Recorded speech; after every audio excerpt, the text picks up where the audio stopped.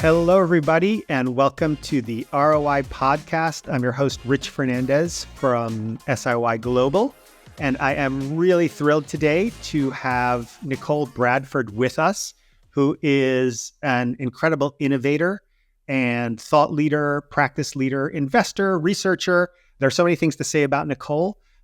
Really in the space of artificial intelligence and human interaction. In fact, she holds a role as executive in residence at the Society for Human Resources Management in AI and human interaction. Nichol has a long history of working in transformative technology that really focuses on human flourishing.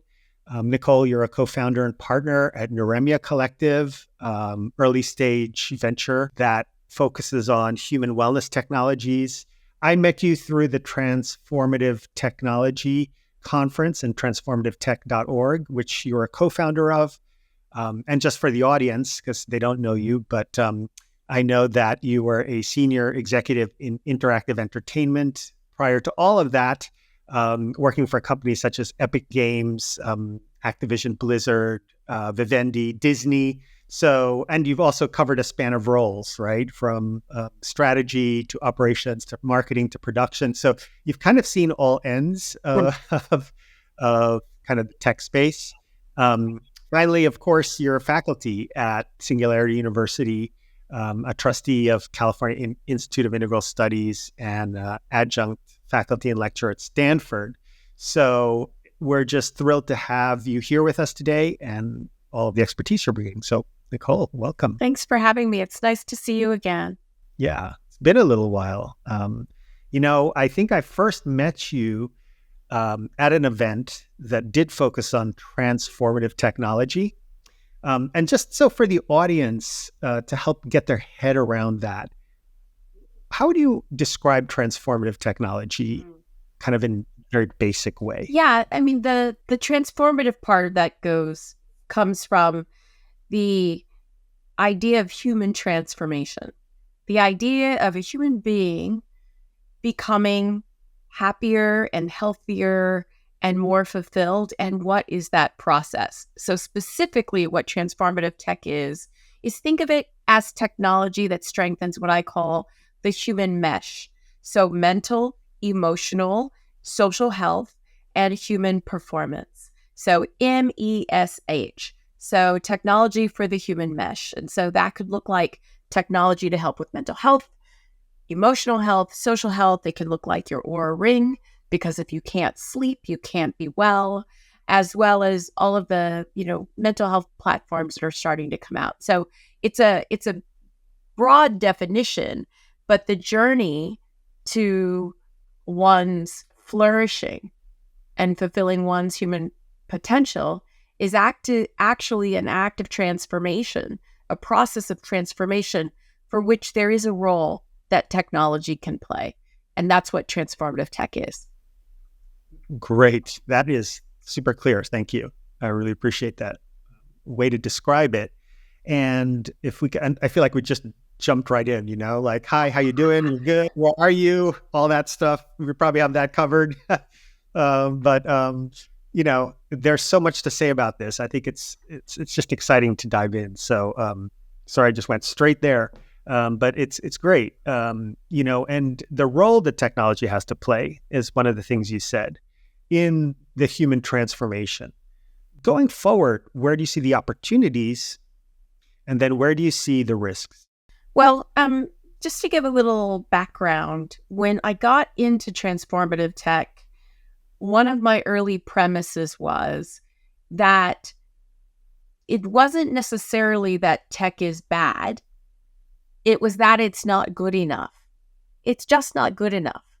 Like these flat screens are not good enough, and it was really a calling to say, we need to build the tech that actually is what we need to support our growth and development. So humanity can get on the same page, so we can, address our traumas, our collective traumas and individual traumas, get on the same page, get the behaviors and the practices that raise our capacity for emotional and mental health, those types of things. So I consider all of the people who are working on the betterment of technology, from the Center for Humane Technology and the work that they did on social media and what they're doing on AI.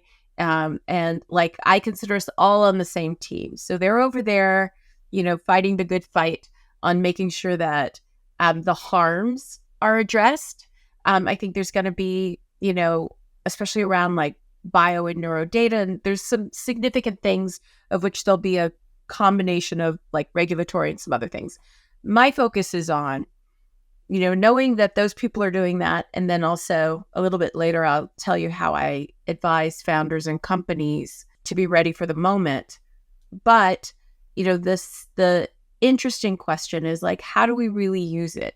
So where I think the opportunity is and what I think is next is, how do we leverage technology for human beings to collaborate more deeply together?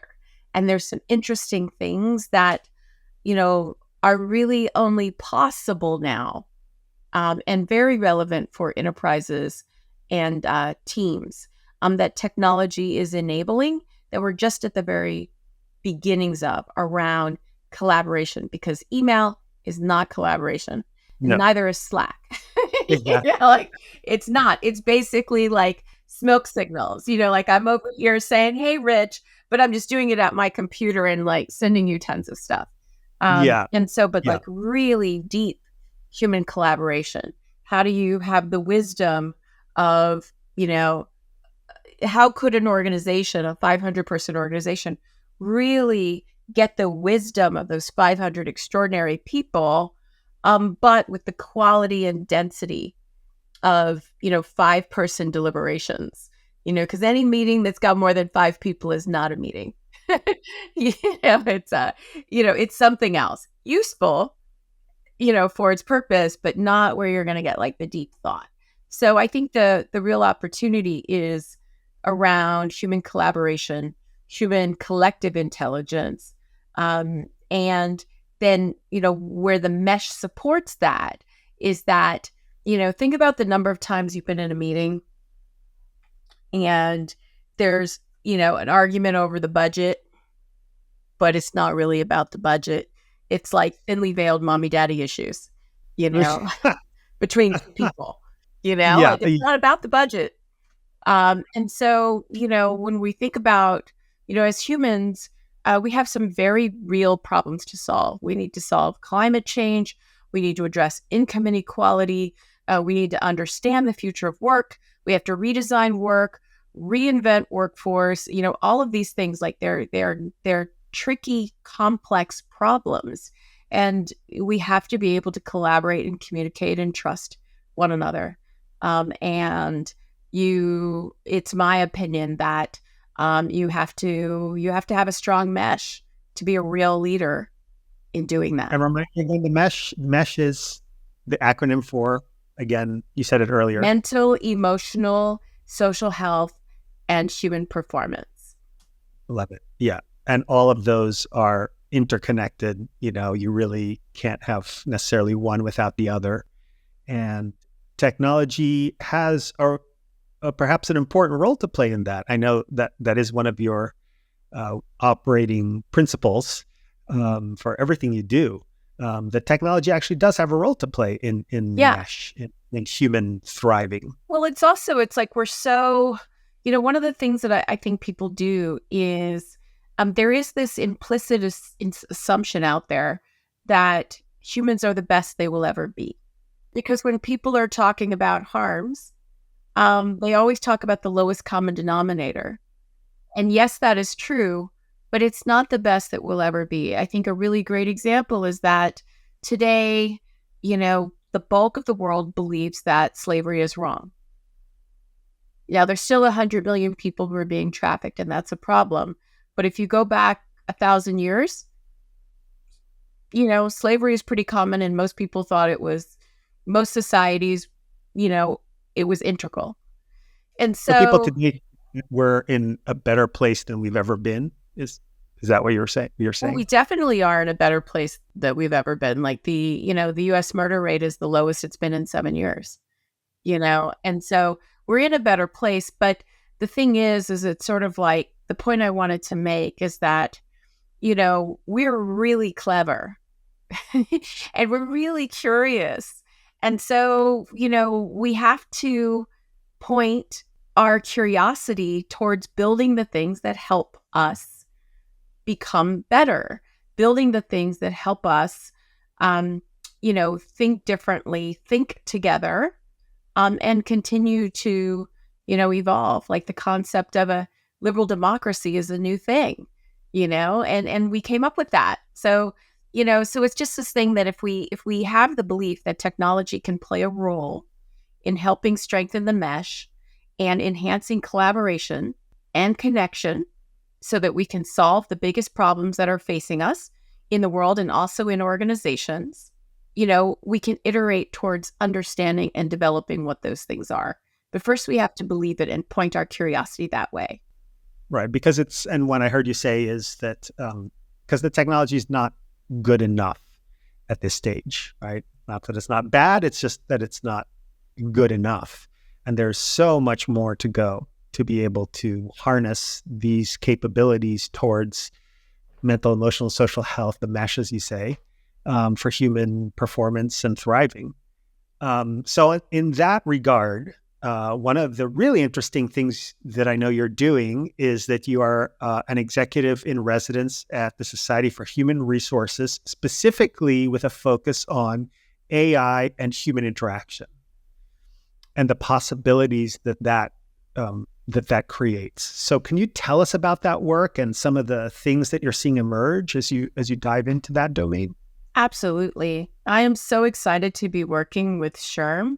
It's an organization that has 340,000 members who touch 325 million workers and their families every Monday. So, as an investor in technology, I see a lot of decks with TAMs, total addressable markets, in it, where a young company, I do pre-seed and seed, hopes to reach that kind of amount of people. And often it doesn't happen because, starting a tech company is actually really, really hard. And so it's just beautiful to be working with a really thoughtful, extraordinary global organization that is actually embedded in the lives of 325 million workers and their families every Monday.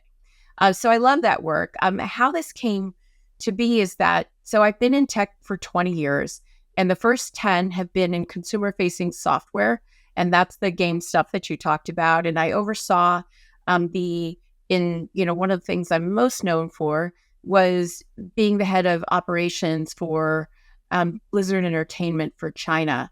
And so I oversaw the back end and the platform, which meant almost everybody on my team was technical in some way or supporting the technology in some way. So I'm not an engineer, but I spent a lot of time, learning how to understand what I'm looking at and how to empower technical people to, be their best selves and get the obstacles out of their way so they could be in their genius and for that to come through what they were building.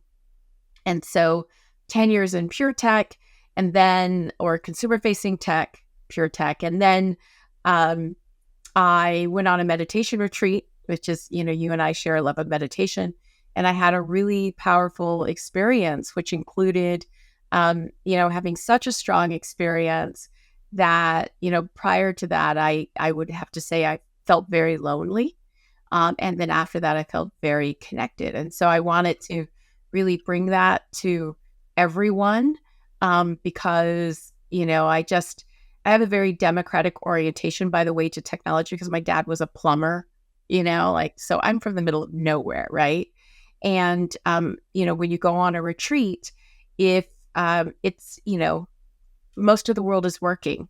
And so it's a very special experience to be able to go on a retreat. But the thing that technology can do is it makes everything affordable, accessible, and available. It has that ability to take all the good stuff and put it, in the hands and have access to for everyone.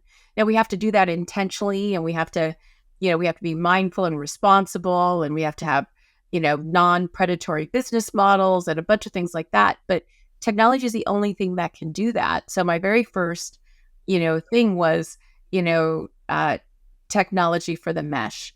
That in itself is human potential. So how I came together with SHRM is about, mid-year last year, I was introduced to the CEO, Johnny Taylor Jr.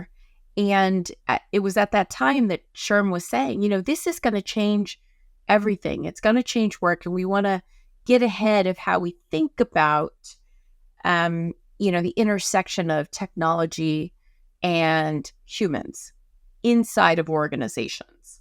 And so what I'm doing with them is, and all of my work, all of my work is at this intersection. So, many pure AI people haven't spent as much time really focused on people, because the point of my technology, and by the way, also, the game that one of the big games that I worked on, World of Warcraft, was basically an online community where people also play games.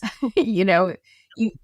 Yeah, like 40 Yeah. people would go on a grand adventure together. It Yeah. was I have a really, teenage son. I know. oh, totally. Yes. He's been up into that for ages. Yeah. Yeah, But people don't people there's a don't play community. games alone. People think they No. do, they don't. They play in community. And so my work has always been around the intersection of humans and technology for the purpose of enhancing the human experience. And so traditional AI people don't necessarily do that. And many people who are traditional HR people, they haven't spent 20 years in tech. And so that combination actually makes me one of the few people who's like really been at the intersection of that. And what I love about SHRM and the role of HR is that HR people are essentially the circulatory system of an organization. They have their pulse. They have horizontal and vertical relationships. They understand what's going on. And, and I really believe that they're the key to be able to bring in, human-centered AI implementations that unlock the power of people to move the world forward. Can you tell us more about that? Because I think that's the crux, right? So when we talk about AI and human potential, what are we talking about? Because the flips, you're hearing a lot of people, the AI apocalypse, right? Like it's going to take all these jobs and so forth. And that's a whole other area to investigate. But in terms of the capability of AI to facilitate human collaboration and, connection, what are you seeing emerge for people in organizations with regard to this? Well, so it's really interesting. And so, there's multiple types of AI. There's the, RPA, which is sort of like the early automation robotics. Then there is the predictive AI, which is like that deep machine learning that's been going on for a while. And then there's conversational AI, and then there's generative AI. And they're all in some ways the same, or they have things in common, and then they have some very different things. And so, the previous versions were usually behind the scenes.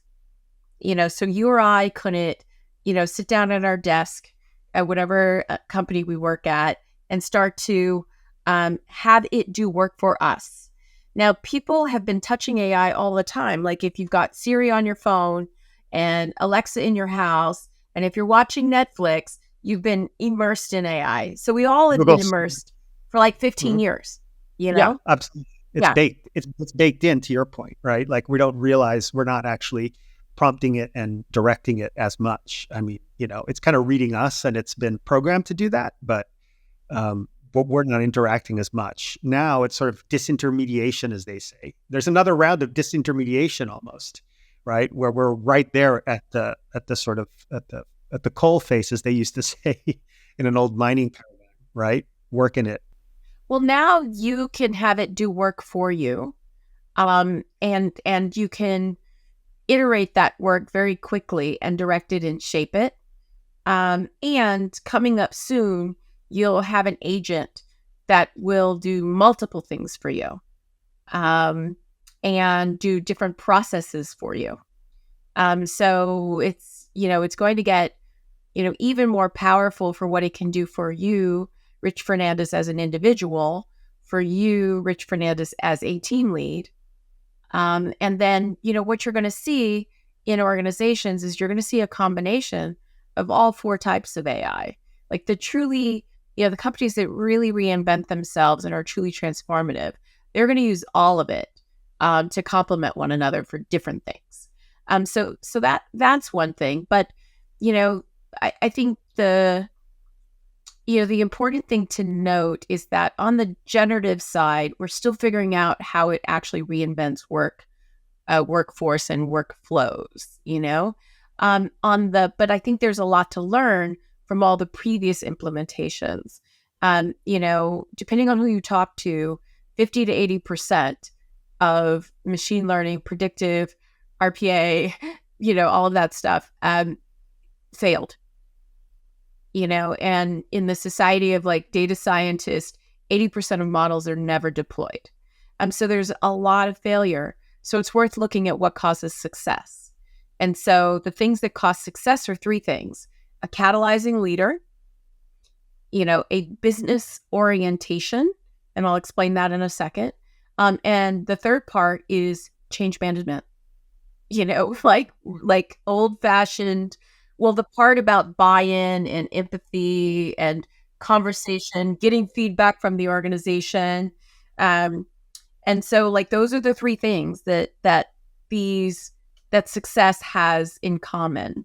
And so, so it's very human centered. And, we're going into a place where the world is moving so fast,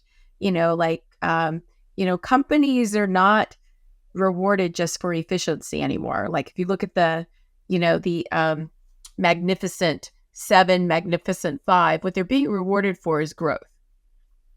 And so a lot of times when people look at these technologies, they're thinking about it purely in terms of efficiency or productivity, like do more emails faster, versus, and this gets to your question, I think the real opportunity is to step back and say, how can everyone on your team spend more time, at the top of their game? How can they spend more time in their genius doing that? And what does that look like? So, there was a study I saw a little while ago where nurses, their own self-evaluation, they felt like in this particular survey, they felt like they spent 70% of their time doing paperwork and stuff like that, and 30% of the time, at the top of their game, doing the thing that, you really want a nurse, that you really want him or her to do.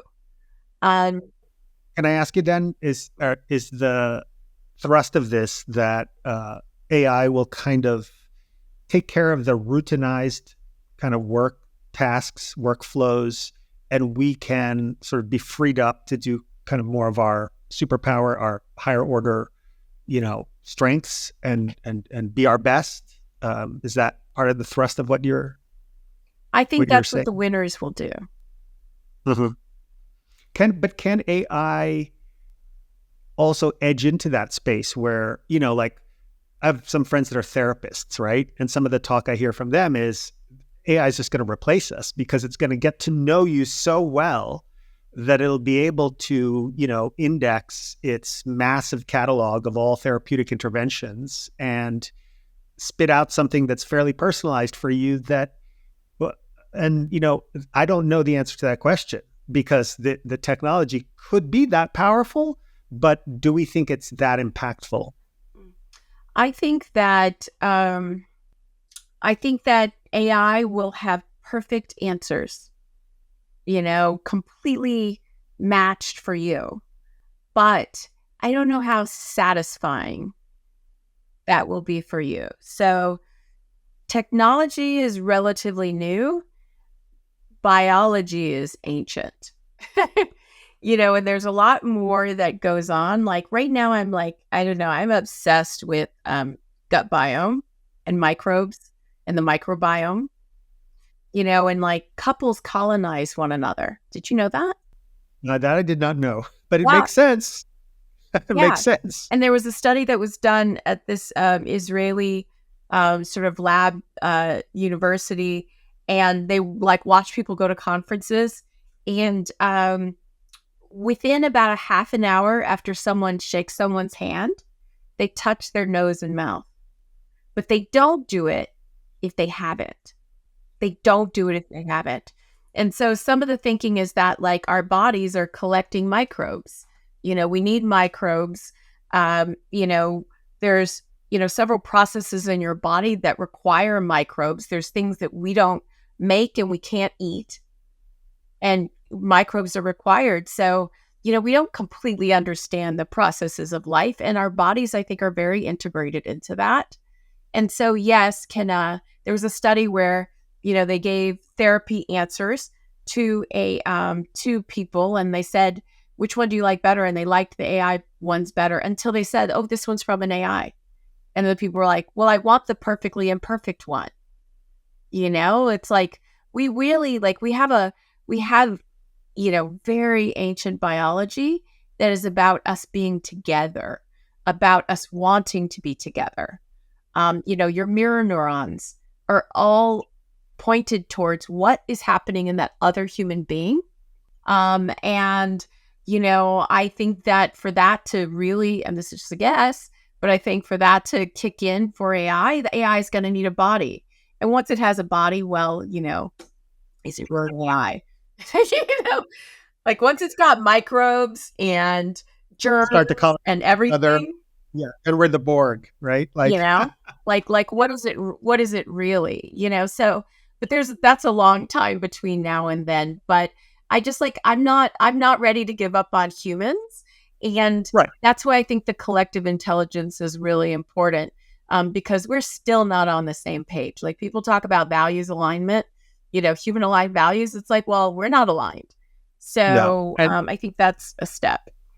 it's a step. And then there does seem to be, some of the research may bear this out, what you're citing here, but also there appears to be something unique and irreplaceable about our human interaction and our human capabilities that I don't think can ever be fully reducible to, a trained AI.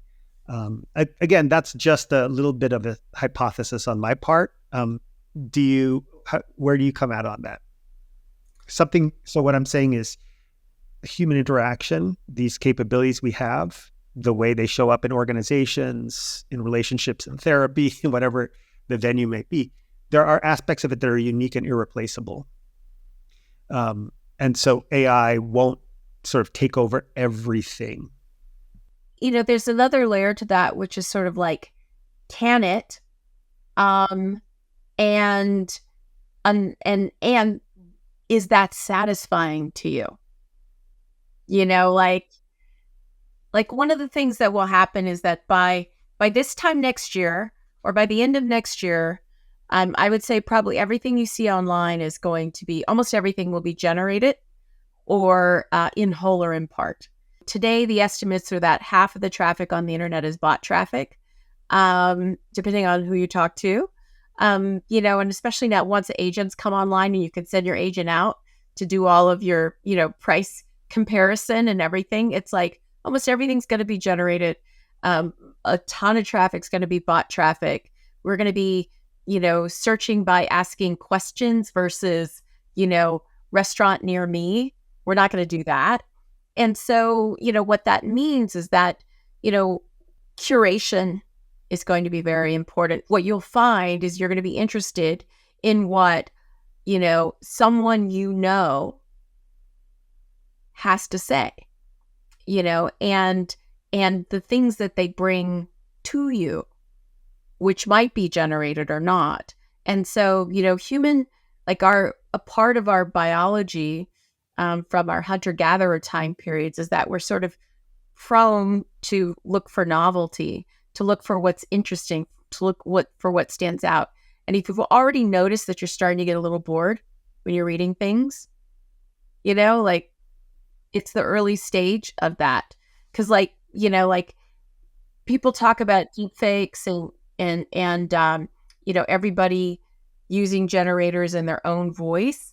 But Ethan Mollick said something really funny that I thought was great, which basically was, when if you train an AI in your voice, a generative AI, because they aggregate and then predict, what it will create is not your best writing and not your worst writing, but it's going to create your mediocre writing. Yeah, regression to the mean. Yeah. Yeah. And so imagine an internet where everything is not bad, but it is indeed mediocre. Right. So here's the thing. What do we have to, because I'm aware that we've been talking for a while. And, totally. Really good. Let me keep going, because this is fascinating. There's so much to talk about here, Nichol, and it's great talking about with you too. Because you bring that lens of human flourishing together with, the deep technology. But maybe here's the question for you. What do we have to learn? Our audience perhaps are largely learning and development practitioners. So we're professionals who think about learning and education, for humans, for adults especially. What do we have to learn in this brave new world? Yeah. The most important thing really is, cultivating in yourself, in your family, in your organization, an agile, curious mindset. And the ability to ask questions and the commitment to think for yourself. The reason why is that it's too easy to generate. And it sort of loses that, you lose the sort of thoughtness. I just made up a word. And so, what does higher education look like? There's a great university called Minerva where their pedagogy is based on the Socratic method and the ability to ask questions and think.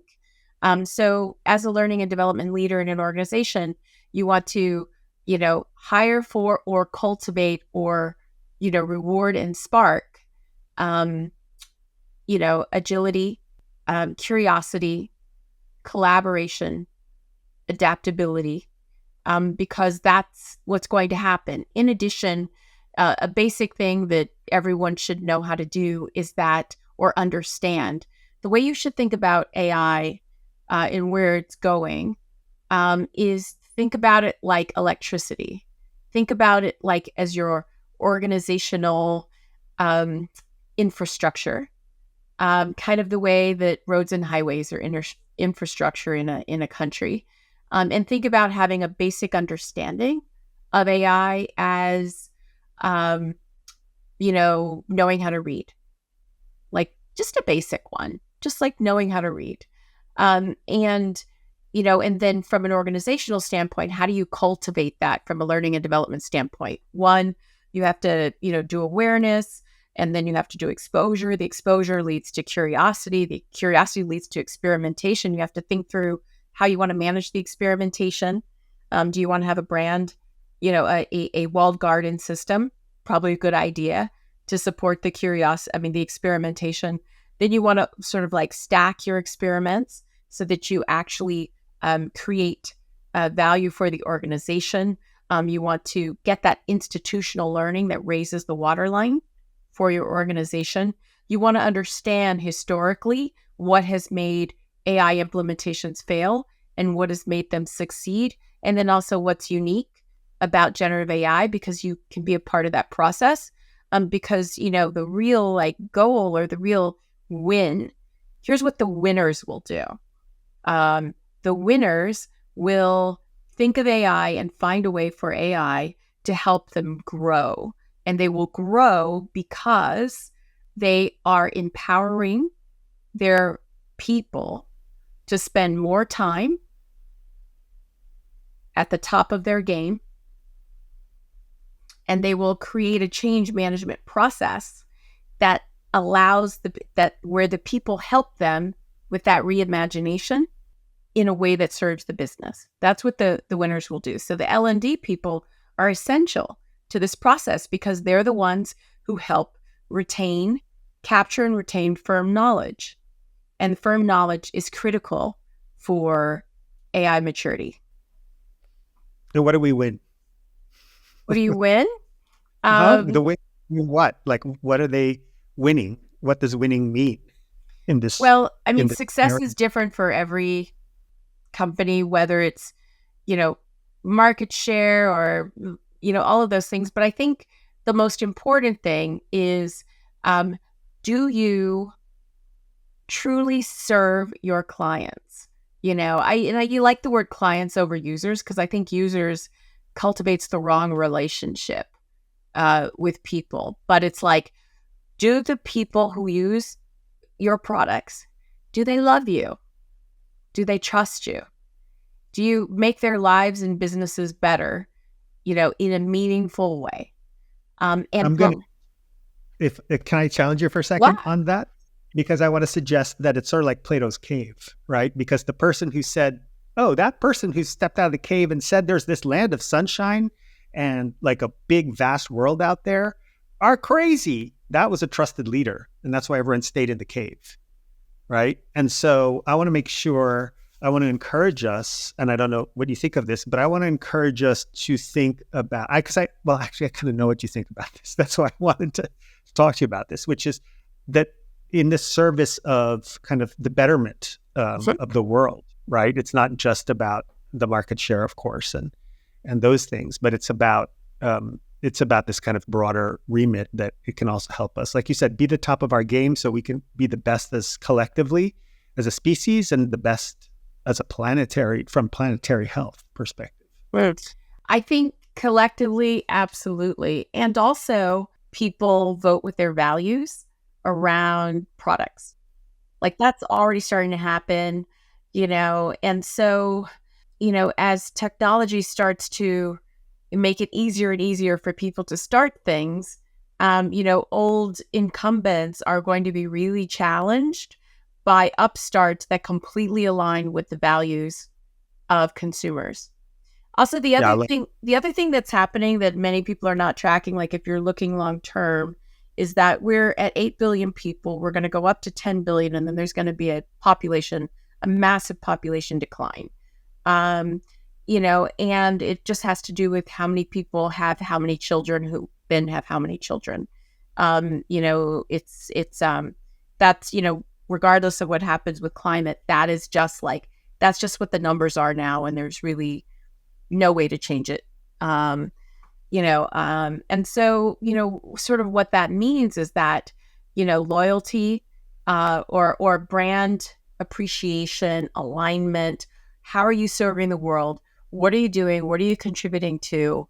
Every human being, I think, what I really hope for is we get to the place where we understand that every human is precious, like every human is precious. And, and then how does the technology allow that? One of my, so in my fund, our investors are Japanese.